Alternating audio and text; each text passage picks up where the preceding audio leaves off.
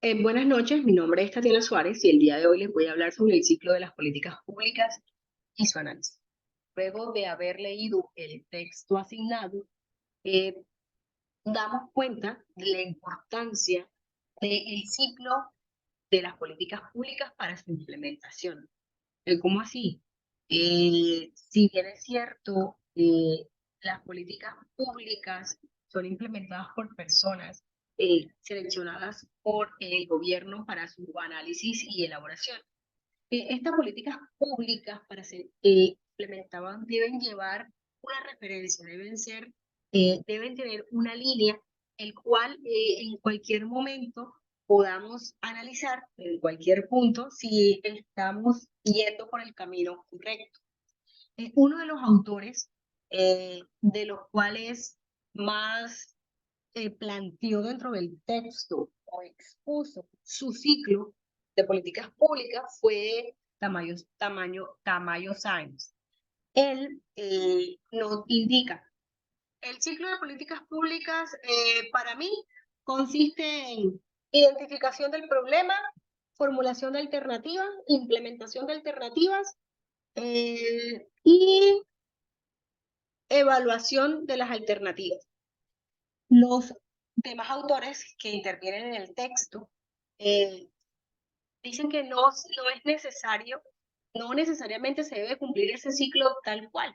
Hay autores que solamente dicen, definen el problema, planteemos las alternativas, implementémosla y evaluemos. Ya, eso es simplemente para algunos. Uno de los autores, por lo menos, colocando un ejemplo, Lowy dice que las relaciones políticas están determinadas por la naturaleza de las políticas públicas, en donde existe el poder e influencia en las regulaciones y asignaciones de los recursos. Y los incentivos y objetivos son determinantes en la continuidad de estas políticas públicas.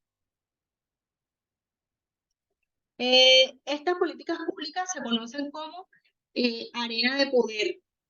Eh, Hay diferentes autores que plantean desde su punto de vista, por ejemplo, García Montero dice que los analistas de las políticas públicas privilegiaron el análisis en etapas o fases del proceso de las políticas públicas a partir de un funcionamiento cíclico.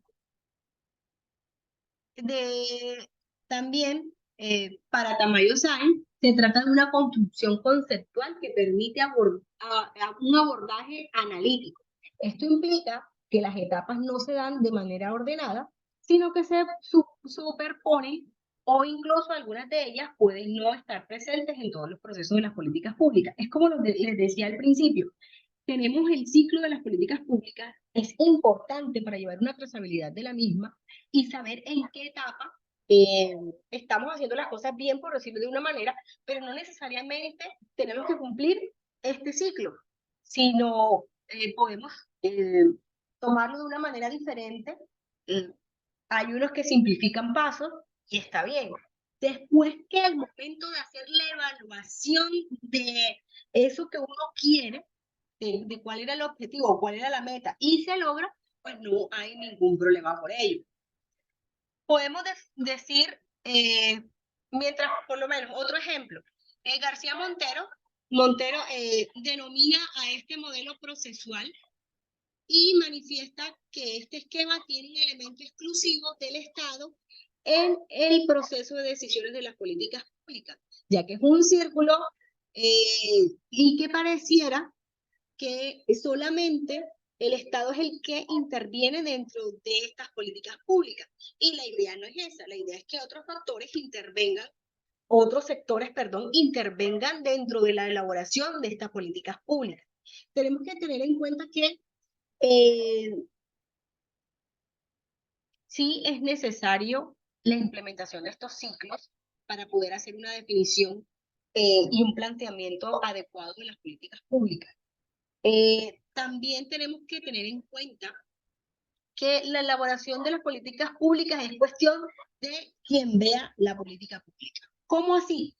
Por ejemplo, si yo planteo que en tal lugar o en X sector hay un problema, como yo soy la que estoy planteando esa situación, probablemente para otras personas ese no sea un problema y por ende no necesariamente tenga que convertirse en una política pública.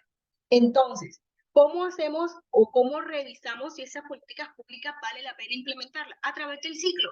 El ciclo de políticas públicas nos enseña o nos muestra cómo debemos tomar los parámetros para poder llegar a establecer la política pública como tal. Para concluir, bueno, cada autor dio su punto de vista y se analizaron desde esa referencia, podemos concluir que es necesario utilizar el ciclo de las políticas públicas. Este ciclo es necesario.